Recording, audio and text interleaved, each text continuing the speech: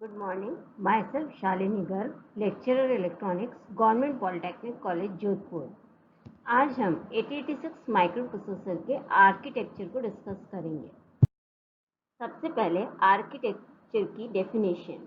Micro processor का जो internal logic design है वो आर्किटेक्चर कहलाता है, यानी उसके अंदर कितने रजिस्टर्स हैं, कितने इंस्ट्रक्शंस हैं, कितने फ्रीक्वेंसी पे माइक्रो प्रोसेसर काम करता है, कितनी यूनिट्स हैं, एड्रेसिंग मोड कौन कौन सी हैं, जितना भी इंटरनल उसमें जो जो चीज़ें हैं, that is the architecture of a micro processor.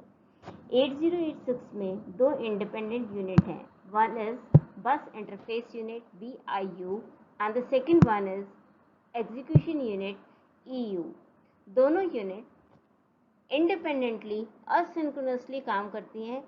बस इंटरफेस यूनिट इंस्ट्रक्शन को फेच करता है एंड एग्जीक्यूशन यूनिट इंस्ट्रक्शन को डिकोड एंड एग्जीक्यूट करता है। दोनों काम पैरेलल में चलते हैं, जिससे कि स्पीड माइक्रो प्रोसेसर की इंक्रीज हो जाती है and this is known as pipelining. Now, definition of pipelining. It is overlapping of instruction fetch with execution. That means fetch and execution process in parallel is known as pipelining. 8085 में हम एक instruction को पहले fetch करते हैं, उसको execute करते हैं, फिर वापस से नेक्स्ट इंस्ट्रक्शन को फेच करेंगे, फिर उसको एग्जीक्यूट करेंगे। ये प्रोसेस रिपीट होता है एट ए टाइम। या तो माइक्रो प्रोसेसर ऑपकोड को फेच करेगा या एग्जीक्यूट करेगा, but this is for 8085। In case of 8086 दो यूनिट्स हैं हमारे पास, बस interface unit and EU the execution unit. बस इंटरफेस यूनिट इंस्ट्रक्शन को फेच कर रही है। जब ये पहला इंस्ट्रक्शन फेच कर रहे हैं तब EU आइडल है। जब बस इंटरफेस यूनिट सेकेंड इंस्ट्रक्शन को फेच करेगी उस समय EU यूनिट फर्स्ट इंस्ट्रक्शन को डिकोड और एग्जीक्यूट करेगी। जब BIU थर्ड इंस्ट्रक्शन को फेच करेगी उस समय EU यूनिट सेकेंड इंस्ट्रक्शन को डिकोड और एग्जीक्यूट करेगी। दैट मीन्स बस इंटरफेस यूनिट F2 फेच कर रही है, सेम टाइम में EU यूनिट फर्स्ट इंस्ट्रक्शन को डिकोड कर रही है। ये दोनों ऑपरेशन पैरेलल में एक साथ चल रहे हैं। This increases the speed of program execution and this process is known as pipelining. Now this is a block diagram of 8086 microprocessor. बस इंटरफेस यूनिट में एक 6 बाइट की क्यू है। This works on first in first out basis. 4 segment register हैं, एक instruction pointer है and this is address generation circuitry. 8086 में जितने भी रजिस्टर हैं 16 बिट के हैं, बट मेमोरी का एड्रेस 20 बिट का है। वो 20 बिट का एड्रेस जनरेट करने के लिए हम एड्रेस जनरेशन सर्किटरी यूज़ करते हैं। Now coming to execution unit, इसके अंदर सारे 4 जनरल पर्पस रजिस्टर हैं, 2 पॉइंटर रजिस्टर हैं SP and BP and 2 index register हैं DI and SI। Control unit ALU, operands and flag. Now detailed diagram of bus interface unit. Bus interface unit में 4 segment register हैं, एक 20 bit की address generation circuitry है, 6 bite की Q है which works on first in first out. बस interface unit का काम है कंट्रोल सिग्नल जनरेट करना, मेमोरी से रीड या राइट करने के लिए या फिर IO से रीड एंड राइट करने के लिए, इंस्ट्रक्शन को फेच करना, रिजल्ट को स्टोर करना, इंस्ट्रक्शन को, this is the pre fetch Q, उसके अंदर इंस्ट्रक्शन को फेच करके स्टोर करना, ऑपरेंड्स को रीड करना एंड रिजल्ट को स्टोर करना। Next detail diagram of execution unit. Execution unit में you have the control circuitry, ALU, general purpose register, stack pointer, base pointer, 2 index register, operands and flag। Control circuitry सारे internal operation के लिए control signals generate करती है। ALU arithmetic and logical operations perform करेगी। Instruction unit instruction को decode and execute करेगी and depending upon the execution and the result of operation flags के status को अपडेट करेगी।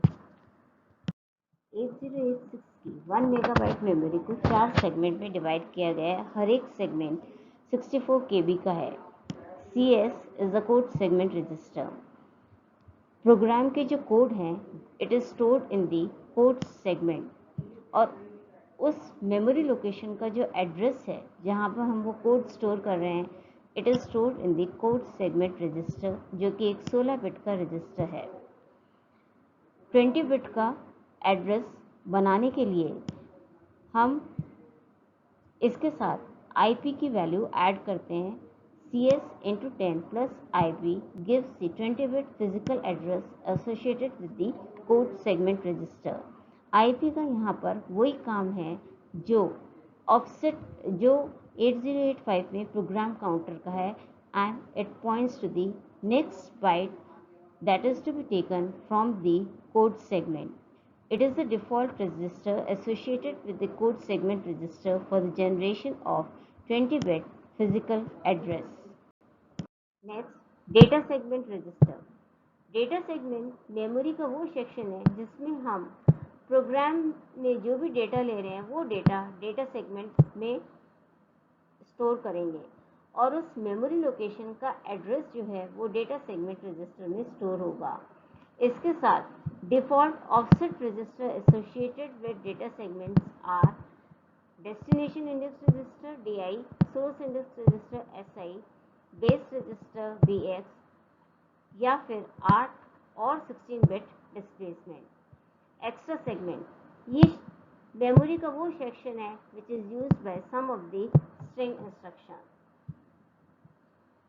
Stack segment register, it defines a section of memory that is used for stack। उसकी जो current entry है that is pointed by the stack pointer। Base pointer register is also used as a offset register with stack segment register। Next, general purpose register। हमारे पास 4 general purpose register हैं। AX which stands for the accumulator। 8 bit operation के लिए AL is used as the accumulator. ये हम 16 bit register भी use कर सकते हैं इन चारों रजिस्टर को as a AX, BX, CX और DX, या फिर इनको 8 bit register as AH and AL independently 8 bit के रजिस्टर भी यूज़ करते हैं। जनरली अरिथमेटिक और लॉजिकल ऑपरेशन में एक डेटा हम एक्यूमुलेटर में लोड करते हैं क्योंकि it generates the shortest machine language code। It is used for multiplication and division।